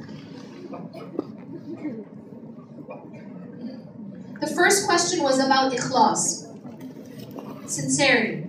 And she mentioned an interesting point. She said that we're supposed to be doing things for the sake of Allah, for the pleasure of Allah. So how do we reconcile that with saying, well, I want to do this so Allah will reward me or give me something back? I want to clarify that there's no difference between the two. As long as you are seeking your reward from Allah and not from the people for your worship, then that is for the sake of Allah. Allah is the one who told us about the rewards. Allah is the one who told us about Jannah and the rivers flowing under Jannah and the mansions, and Allah told us about those things. There is nothing wrong with striving to have those things. Those are gifts and rewards from Allah. In fact, it is impolite to reject a gift. If someone comes and hands you a gift, and you take the gift and you throw it away, and you say, I don't want your gift, I just want you. Kind of rude. Right? We think we're being, really like honoring the person. No, it's rude. It's impolite. You understand? Allah has offered that gift. Allah has offered you that reward. Allah has offered you Jannah. You're going to say, no, I don't want it. I don't need that. I just need you. Yes, okay, yes, we only need Him, but we definitely want His gifts. We definitely love His gifts. And to reject a gift is impolite. Okay? So there's nothing wrong with wanting the things that Allah has offered us. Allah is the one who offered it. That's completely different than wanting to pray so that the people will say that person's so religious. Or the people will say that person is so pious. Because the source of the reward is other than Allah. But if the source of the reward is Allah, then that's right. That's how we should be. Okay? On the second question of the inclination, same gender inclination. A lot of times, as the sister mentioned, there is this argument, this discussion of whether or not a person is born with that inclination. I don't engage in that argument because it is irrelevant. The reason it is irrelevant is, since when is my desire for something mean it's okay for me to do it? If I have the desire to punch someone in the face, doesn't mean it's okay to do it. Just because I'm feeling angry right now, and I'm really angry at you, and I have a knife in my pocket, and I have the natural inclination to stab you, doesn't mean it's moral to do it. Make sense? Believe me, we all have inclinations. It's called hawa. We all have it. We all have desires. This isn't new. This isn't new information that we needed someone to have a study and tell us that we have it. We have it. It's in the Quran. We all have lower desires. Everybody has desires for different things. We all have hawa. The fact that I have a desire for something doesn't make it okay to obey that desire. Because if I do that, then I become like those people who Allah describes in Surah Al-Jathiyah, where He says, do you see the one who takes his desire as his ilah? Do you see the one who takes his desire as his Lord? How do you take your desire as a Lord? Because whatever your desire commands, you obey. When you become a slave to your desires, then you have made your desires into your ilah, into your Lord. Believe me, human beings are full of desires. I might see a car that I really desire, doesn't mean I can steal it. When a man and a woman are married, and that man becomes attracted to someone other than his wife, is the desire there? Yes or no? Yes. Believe me, when you're married, doesn't mean you're not attracted to anyone else. Yes, the desire is there. Does that mean that adultery is now moral because he desired a woman other than his wife? What kind of argument is that? What kind of argument is it that just because I desire it, then it makes it moral? No, that's not the way it works. So it's irrelevant to sit and talk about whether or not someone is born with this desire. We all have desires that we have to fight. Believe me, no one in this room is an angel. No one in this room never had the desire to do something haram. But it just differs in what it is. One person, their desire was, they were attracted to someone they're not married to.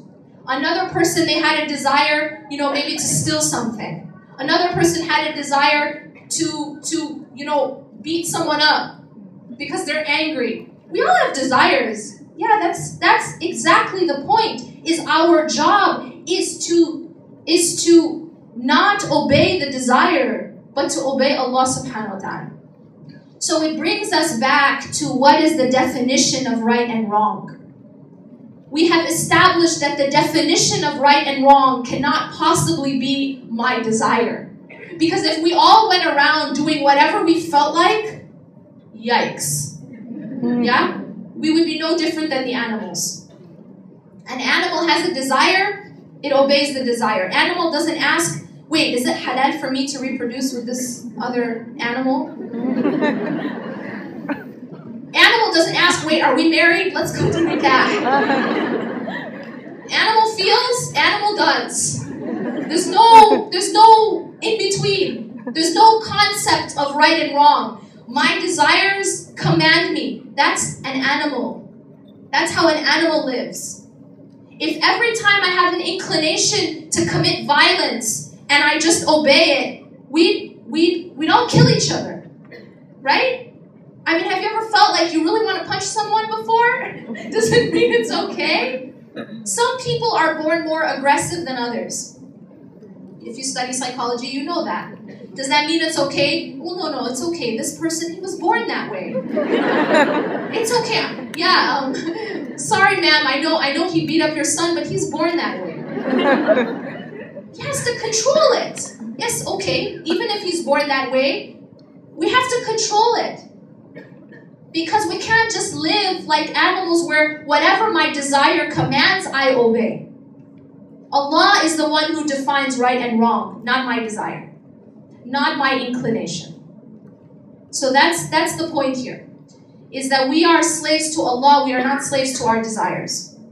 And it's interesting because it's a very sort of hypocritical type of discussion. Because the same people who would say adultery is immoral will say that this is okay. What's the difference? Who said adultery is immoral? God. But why? The man was attracted to this woman who he's not married to. You understand?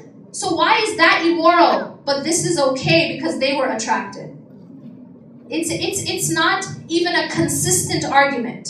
It's not consistent. If brother and sister happen to be attracted to one another, a'udhu billah, does that make it moral? No, we have to have a higher standard of morality beyond just what I feel like or what I'm attracted or inclined towards. Thank you. Are there any more questions from the floor? Yes. No? Okay. Oh, brother, finally.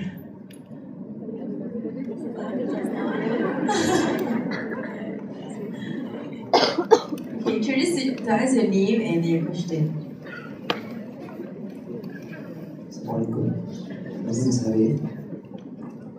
I'd like to ask, if we have two people, one a Muslim and one a non-Muslim to help, and we have time and resources to help just one of them, should we prioritize the Muslim over the non-Muslim? Yes. Honestly, I don't feel that it's my field of expertise to talk about. I feel this is an issue where you would get into, fiqh or maqasid al-sharia. This isn't my field, so I don't feel comfortable answering that question. But I will answer sort of a more general question about, more generally, how we make decisions in life. So this is basically a question about a decision, a theoretical question about a decision you have to make. While I'm not going to comment specifically on that question, I will say that we're all faced with choices in life and we have to make decisions. So we have to choose who we're going to marry. We choose what field of study. We choose our careers. And so we need to have a system by which we make decisions. The Prophet ﷺ taught us the system by which we make decisions. It's called istikhara. Istikhara is a prayer that we make. Yes, we pray two rak'ah, we make a dua. Istikhara is a whole mindset. Istikhara is realizing. Even if you look at the dua itself and you look at the meaning, it's very profound. You are telling Allah to begin with, you are saying, Ya Allah, you know and I don't know. You are able and I am not able. And you know the unseen. See, none of us know the unseen. When you're getting ready to get married, this person may seem wonderful, but you don't know the unseen. You don't know the future. And so you turn to Allah. And you ask Allah. And you begin by acknowledging to Allah that you don't know and He knows.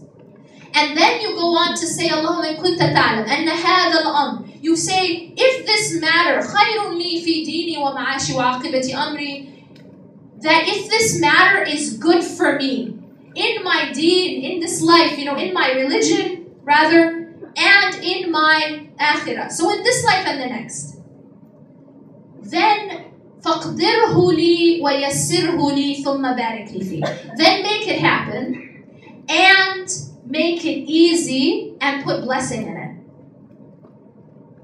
وَإِن كُنْتَ تَعْلَمْ أَنَّ هَذَا الْأَمْرِ. And if this matter is not good for me, again my this life and the next, in my deen and my akhirah, and my dunya rather, فَاصْرِفْهُ عَنِّي. So take it away from me.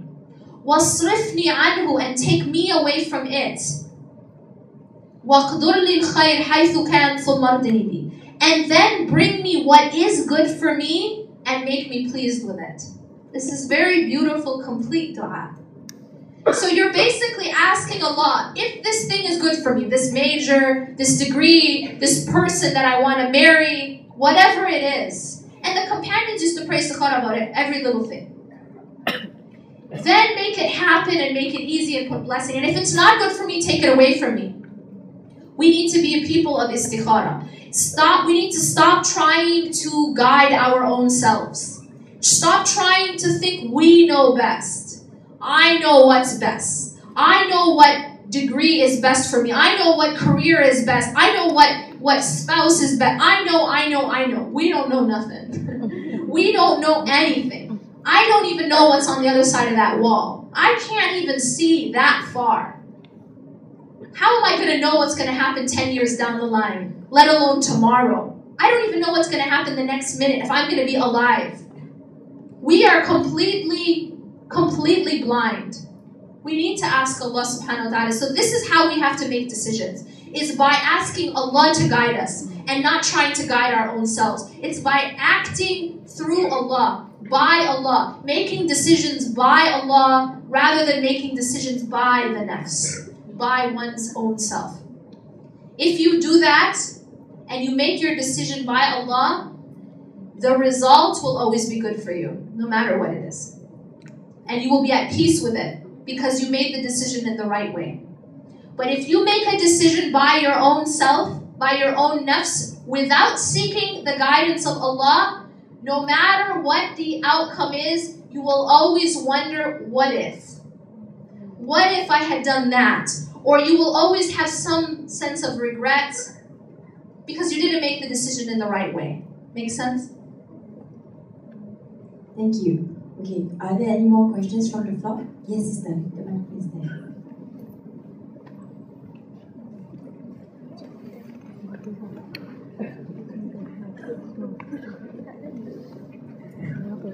Assalamualaikum warahmatullahi wabarakatuh. Question to Sister Yasmin. My name is Junaida. We often caught ourselves in disappointment one after another in our life. We know that Allah is actually testing us, but at the same time, deep in our heart, we question it.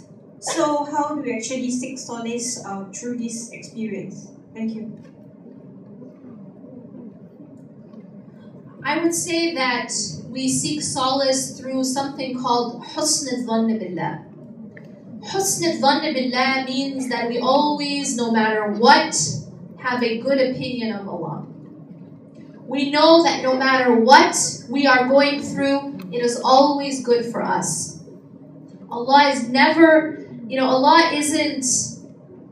subhanahu wa ta'ala, for the believer, the Prophet ﷺ tells us that the matter of a believer is strange. Everything is good for him. And this is only the case for a believer. If he has something of ease or something he likes, he is grateful, so it is good for him. If he has something he doesn't like or something difficult, he is patient, so it is good for him. So you see, in every situation, if you have the right mindset and the right response, whether it is between patience or gratitude, then it's all good for you, no matter what it is. And we said even loss, even hardship, even pain can be good for you if you respond properly. But you should always hold on to husn al-dhann billah, having a good opinion of Allah. Ya Allah, even if I don't know the wisdom, I know that this is good for me. That is husn al-dhann billah. I know that you will only give me what is good for me. I have a good opinion of you, Ya Allah. And Allah says, Ana inda dhanni abdi bi. I am as my servant thinks of me. I am as my servant thinks of me. So think good of Allah. Know that Allah only wants to give you good, and Allah only wants to elevate you, and Allah only wants to purify you. And then you will be successful. And you will have that result.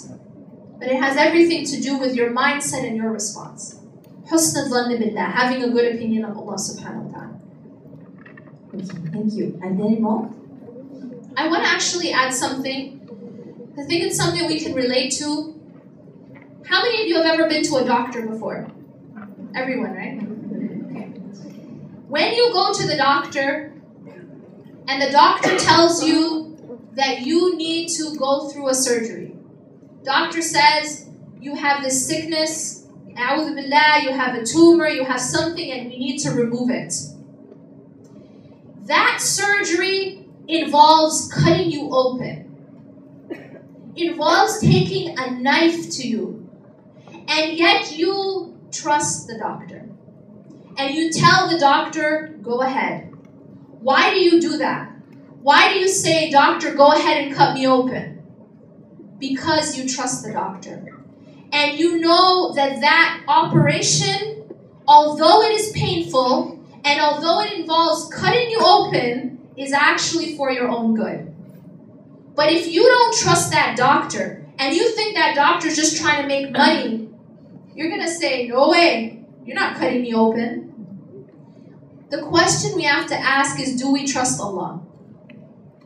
Do we trust Allah that He knows what He's doing and He wants good for us? Do we trust Allah? It's kind of sad that we trust a human doctor more than we trust our Creator. Okay, thank you. Okay, let's study. Mention your name, please. Assalamu alaikum warahmatullahi wabarakatuh. My name is Yasmin.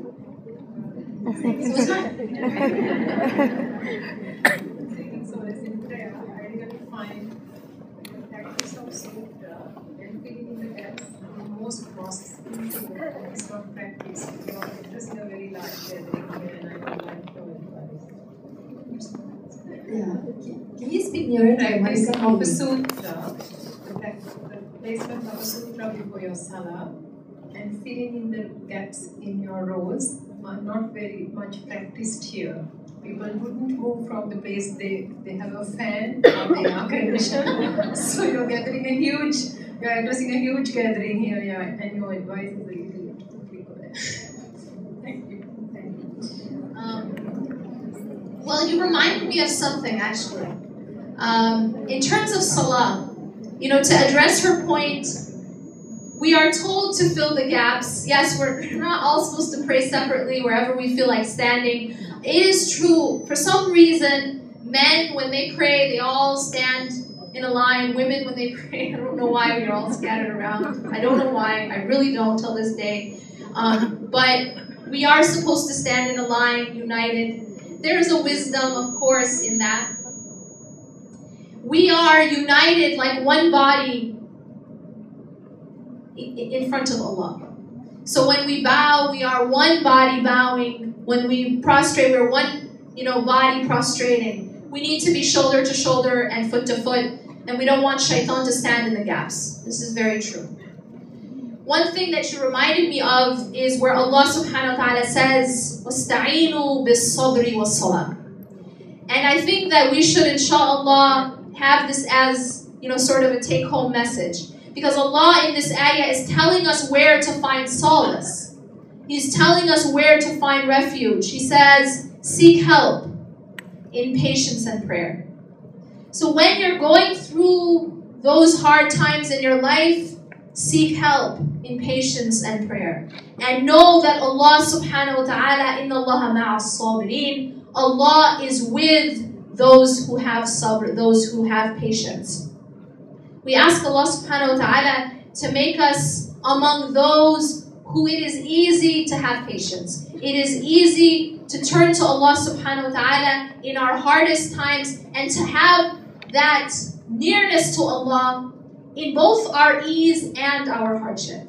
We ask Allah subhanahu wa ta'ala to be the ultimate focus, the ultimate source, and the ultimate object of love, fear, hope, and dependency. I ask you to please keep me and my family in your dua. أقول قولي هذا واستغفر الله لي ولكم إنه غفور رحيم. سبحانك اللهم وبحمدك نشهد أن لا إله إلا أنت نستغفرك ونتوب إليك والسلام عليكم ورحمة الله وبركاته. Now, don't you all think that she deserves a round of applause?